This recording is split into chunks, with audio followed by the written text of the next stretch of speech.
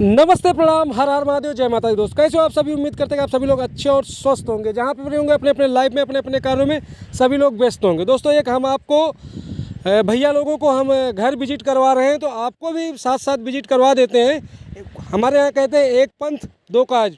तो friends, 1 minute का video है, आप एक बढ़िया सा रो हाउस विजिट करिए। अच्छा लगे तो कमेंट करके बताइएगा।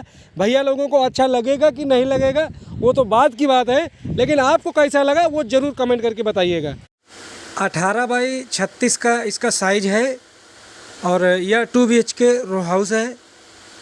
यह हल्दरू ग्राम पंचायत के अंदर आता है, कड़ोदरा विस्तार में। अगर किसी भाई को ज़रूरत हो, किसी को लेना हो तो भी कमेंट कर सकते हैं, बताइएगा, नंबर आपको मिल जाएगा। देख लीजिए, 18 बाई 36 का row house, 120 foot road touch society है, हल्दरू ग्राम पंचायत, सूरत, गुजरात, इंडिया।